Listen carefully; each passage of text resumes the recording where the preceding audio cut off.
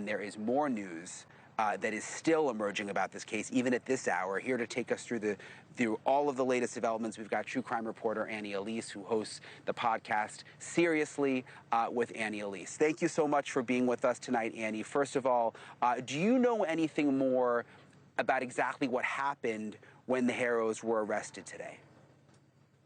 Hi, Brian. Good to see you. No, so as far as the information, about 30 minutes ago, it was released that Jake has too been charged with murder with malice. In terms of the arrest itself, it's my understanding that law enforcement came out in droves and around 7 a.m. this morning, coming up, approaching the house, and booked them and took them into custody around 7:45 a.m. Shortly after that, it was chaotic on the scene. Media was showing up, bystanders were showing up, and that's when they started doing the search of the property. They blocked off the streets, put the crime scene tape up. To your point, they started looking all around the scene. They were dumping out garbage bins, going through the trash, searching that shed that was also adjacent to the property. And it's my understanding they also had been removing some floorboards from inside the house that potentially had blood on them.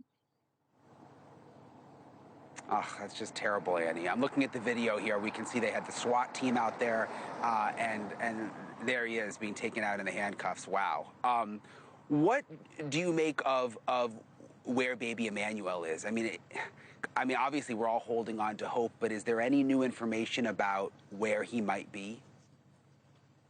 Unfortunately, at this point, because there has not been a family member who has said they have had eyes on him in the last month now, I think that it can be a very broad search. And Cabazon and the whole area down there, it's desert. It's so much landscape. It's vast. It's so much dirt that he could be anywhere. And if somebody hasn't laid eyes on him in weeks, that gave them much longer of a lead time to dispose of evidence of his body, to drive somewhere far. So I think this may end up being a tough search, although I'm hopeful that they were reckless enough with their digital footprint that they will be able to find him soon.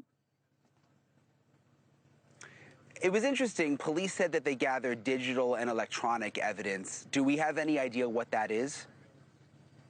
They haven't said specifically, but it's my understanding, based on the statement they put out and locals who are talking, that they looked through their devices, which we also know Jake Haro's attorney said they willingly passed those over, looked through different electronics at the house. I would imagine also looking through potential GPSs in the vehicles. So while it hasn't been stated exactly what they found, they did say that some of that digital evidence is what led them to getting the arrest warrant. And when it comes to the surveillance footage, there are now these reports of Rebecca with a black eye before she reported the baby missing. What does that mean, do you think? So there's a few different reports that she was seen with this black eye as early as August 3rd. She also attended a family member's funeral not too long ago, to which this is the footage that a lot of people are looking at and dissecting, where it appears she may have had a black eye and covered it up with makeup. But I do think that out of all of the surveillance footage that people are talking about, the most interesting piece of it is the footage that was reportedly captured from the liquor store across from the Big Five. And we know that there was footage because, again, Jake's attorney yesterday spoke out saying they saw the footage, Rebecca and Jake were shown the footage, and when confronted with, okay, well, what was seen, his response was that it corroborates Rebecca's story, that she fell to the ground. But what's interesting is there was no mention of the baby being seen in that footage, no mention of a second person being seen in that footage approaching Rebecca. So because that was announced and released yesterday, I'm curious if that ended up painting them into a corner as well and just being more evidence against them. Do you think, Annie, that anyone else knew about this? If it's true that they hurt or even killed the baby, do you think there could be anyone else involved?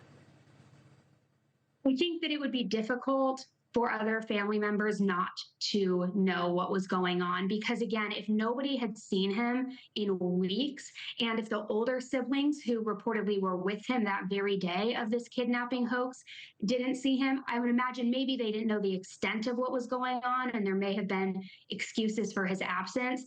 But I would imagine that there was some family intel happening. And not to mention these charges, we're talking murder with malice. That isn't something that is accidental or anything that was, a lesser charge, even such as manslaughter. This means that this was intentional or with reckless disregard for human life. It is a very serious murder charge. Thank you for watching. Subscribe below and download our NewsNation app right now on your phone, and you will get fact-based, unbiased news for all Americans.